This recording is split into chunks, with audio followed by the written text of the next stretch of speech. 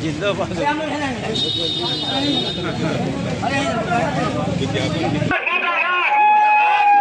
पत्रकारों के साथ उपयोग बर्दाश्त नहीं होगा। पुलिस मंत्री मुर्दाबाद।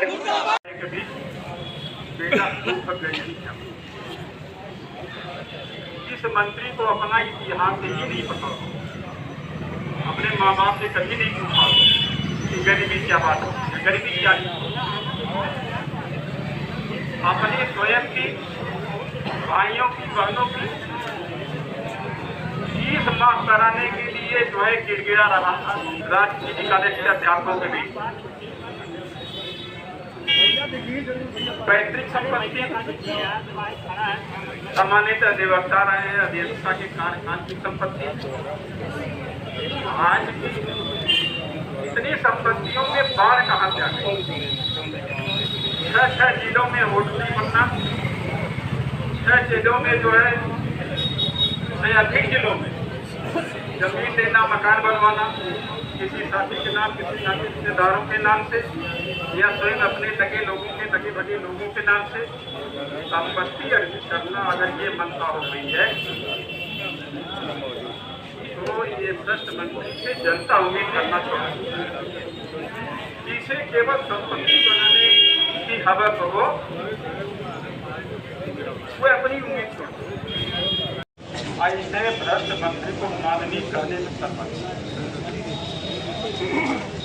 अपने दिल पर हाथ रख के लीजिए।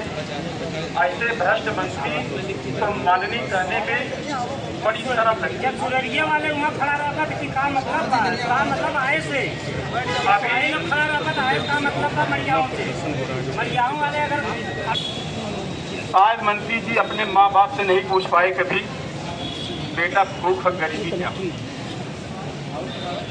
जिस मंत्री को अपना इतिहास ही नहीं पता हो, अपने माँ बाप से कभी नहीं पूछा हो कि गरीबी क्या बात होती है, गरीबी क्या चीज होती है। अपनी स्वयं की भाइयों की बहनों की फीस माफ कराने के लिए जो है गिड़गिड़ा रहा था घूम घूम के राजनीति कॉलेज के अध्यापकों के बीच। पैतृक संपत्ति सामान्यतः अधिवक्ता रहे हैं, अधिवक्ता के कार्यकाल की संपत्ति आज की इतनी संपत्तियों में बाढ़ कहाँ से आ गई। 6 जिलों में होटलें बनना, 6 जिलों में जो है से अधिक जिलों में जमीन लेना, मकान बनवाना किसी साथी के नाम, किसी नाते रिश्तेदारों के नाम से या स्वयं अपने लगे लोगों के लगे भगे लोगों के नाम से संपत्ति अर्जित करना अगर ये मनसा हो गई है तो ये भ्रष्ट मंत्री से जनता उम्मीद करना छोड़ दे। जिसे केवल संपत्ति बनाने की हवस हो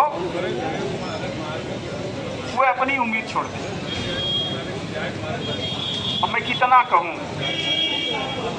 मैं अपने पत्रकार साथियों से मैं ये प्रस्ताव जरूर करना चाहूँगा कि मंत्री जी की, भ्रष्ट मंत्री जी की अकुत संपत्तियों की जांच उच्च स्तरीय एजेंसी से जरूर कराई जाए। अगर साफ पाक है तो ठीक है। हम तो सीधे पत्रकार साथियों की तरफ से मांग करना चाहता हूँ, इसे तत्काल जो है मुख्यमंत्री जी बर्दाश्त करते नहीं। सरकार भी कलंकित हो रही है, सरकार की बदनामी हो रही है और सरकार में रह करके सरकार के नीतियों का कोई विरोध कर रहा हो। माननीय मुख्यमंत्री जी की सरकार के संकल्प पत्र में साफ साफ लिखा है भ्रष्टाचार मुक्त प्रशासन। अधिकारियों को तो एक नोटिस लग गई आपको 31 अगस्त तक सारे अधिकारी कर्मचारी अपनी अपूर्ण संपत्ति का एफिडेविट दे करके घोषणा करें। आप मंत्री जी कब जागोगे? बहुत ईमानदार मंत्री हो तो कम से कम अपनी संपत्ति की घोषणा कर दो। मैं जानता हूँ चुनावी घोषणा पत्र होता है, उसमें क्या लिखा जाता है क्या नहीं लिखा जाता है, सार्वजनिक भी होता है और पत्रकार साथी उसमें से देख भी लेते हैं, उसकी कापी भी लेते हैं।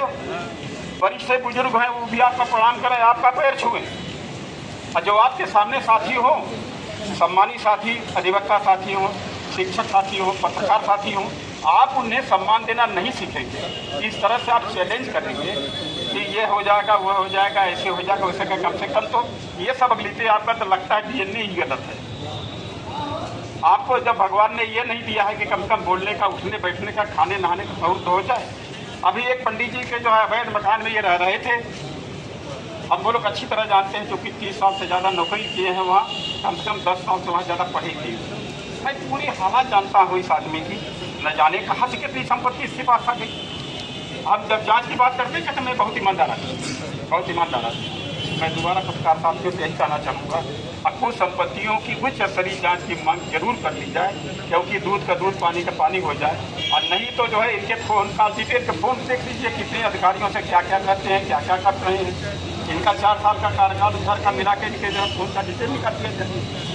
बहुत साफ तरह से मालूम हो जाएगा कि अधिकारियों को कैसे धमकाते हैं, कैसे हड़काते हैं, कैसे काम लेना चाहते हैं, कैसे सरकार की नीतियों के विरोध में दबाव बनाते हैं, सारी बात सामने आ जाए।